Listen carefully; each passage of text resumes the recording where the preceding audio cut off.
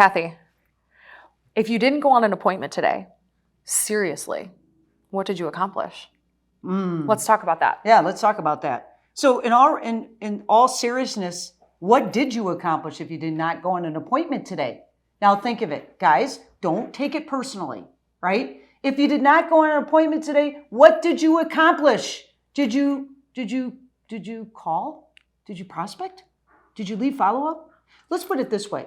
What if you had to go on an appointment today or we chop off your right foot? Would you go? So I think maybe you might have to look at the day. There are days like that. Okay, so I know that sounds strong, but seriously, would you go? You would go. So what did you accomplish if you did not go on an appointment today? That's a tough one, but you got to look in the mirror, ask yourself, and then identify the 2 or 3 things about what you did accomplish or you didn't.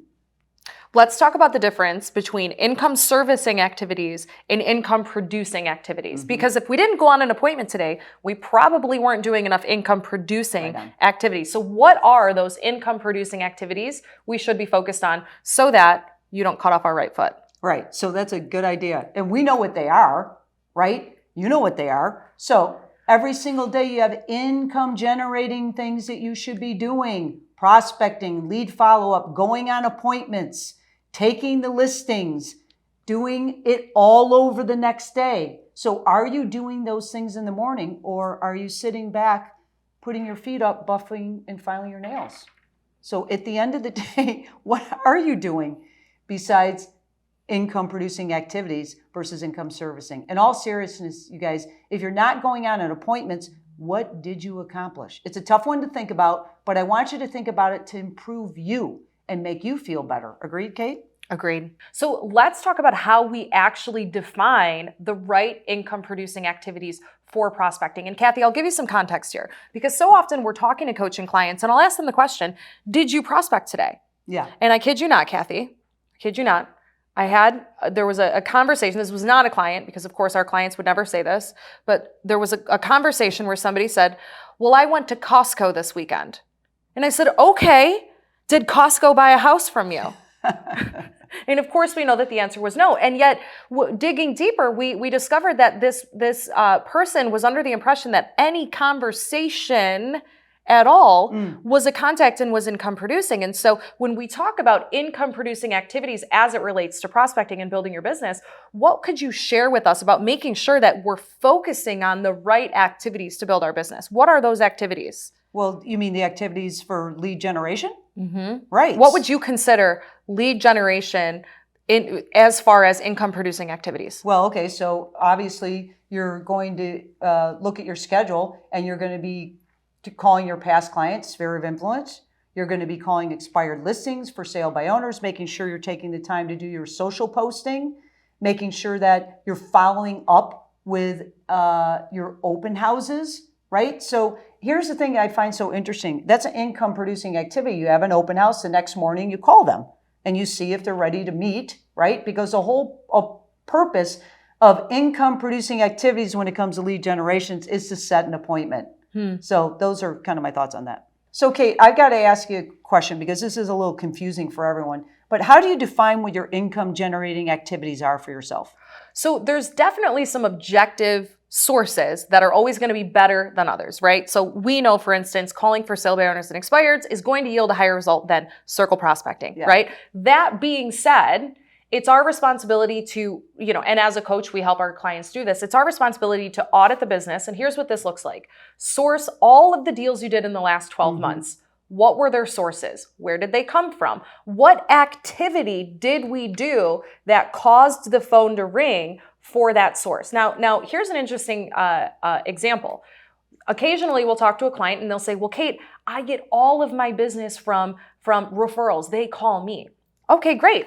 And that might sound like a passive source of business. And yet, what activity did you do to cause your phone to ring? Did you send them a Christmas card? Have you called them, every month? Did you do a client event, right? And so while it seems like you can't source while you can't pinpoint all sources of business, you really can. And so the question I'll encourage you to ask yourself as you're sourcing your business if the phone rang inward and you didn't outward prospect, is what activity did you do that caused your phone to ring, right? And then the second question we ask is, if we were to double down on that activity, what would it look like, right? Jeff, of course, has 3 ways in which you double down: time, skill, and money, right? And we'll go over those in another video. And how could you double down on that in order to get more out of that source? So in order for us to actually find out how we get more out of the source, we first have to discover where the source is actually coming from and what we did as agents to cause the phone to ring.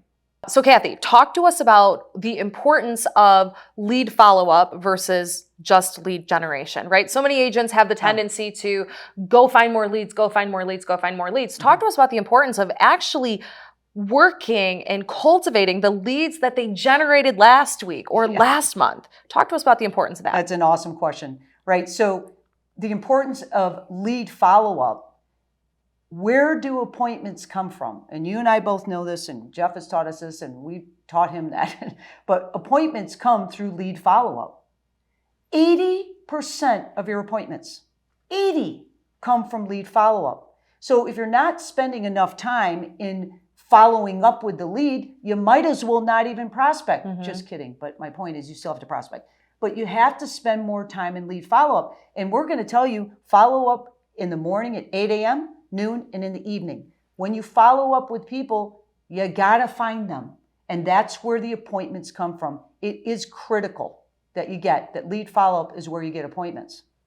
Okay, so Kate, do us a favor and share with everybody, right, our clients, what is the difference between lead conversion and lead follow-up? People, agents often get that confused. So whenever I'm talking to an agent about lead follow-up versus lead conversion, in order to help them see the difference, I'll often ask them the question of, Kathy, are you following up with your clients every single day? And say yes. Yeah. Okay. Are you converting your clients every single day? Not as much as I should be. Okay, not as much as you should be. So I want to establish that there's a difference where you could be following up a 9 out of 10 on a 10-point scale, but you could be converting a 1 or 2 on a 10-point scale. And so let's just keep definition simple here. Lead follow-up is the frequency in which we're reaching out to people, the frequency and methods in which we're reaching out to people. It could be phone calls, it could be text, it could be emails, it could be snail mail, it could be door knocking, whatever the case may be. Lead conversion is what we're saying and how we're saying it, and pulling out their motivation and finding their why in order to set an appointment and ultimately help them buy or sell a house, right? And so in theory, you could be the best at lead follow-up in the world, but without knowing what to say and how to say it, you might not be setting any appointments, right? Furthermore, you might not remember to do lead follow-up every single day, but every time you go through your lead follow-up folder, you set an appointment. So that's low lead follow-up, high lead conversion. Our goal is to help you do lead follow-up at a high level, lead conversion at a high level, so that we can make sure that as many leads that you cultivated are making it to the finish line, which is ultimately the closing table. Right. And before, just to piggyback on that real quick, is to convert a lead, you must close them. So you need the skill of closing for the appointment. That's how you win. So let's talk about closing for a second, Kathy. Now, of course, I'm exposed to the same ecosystem you've been in the last 10, 15 years, where we believe that we are first strong salespeople. We are first and foremost strong salespeople. Strong salespeople follow a presentation and they close 5 to 7 times. Correct. Right? Oftentimes in the last, however many couple years, there's sort of been this negative light around salespeople, which means there's a negative light around closing and asking for a signature and asking for an appointment. So can you share with us, why is it important as salespeople to ask for the signature and to close for what it is we're looking to do? Okay, that's a good question. So what's interesting about it, first of all, the word sell comes from, I think it's Greek or Latin, to give. And somewhere it got screwed up. Okay, I don't know why. But it comes from the word to give. And so what happens is to be a strong closer, we always said, and you've heard this, it's a natural ending of a great presentation. So when you go out to present to someone, if you don't ask them to go ahead and sign the paperwork, they're waiting for it.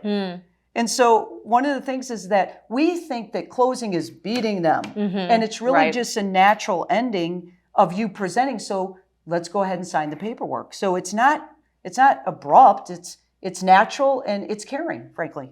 Do you know Jeff's favorite closing line in listing appointments? What is it? Are you ready to get started? Yeah, right. Exactly. Duh. Yeah. Absolutely. Yeah. So guys, make sure that you're closing for the appointments that you're working so hard to get. And again, it is the natural ending to a great presentation.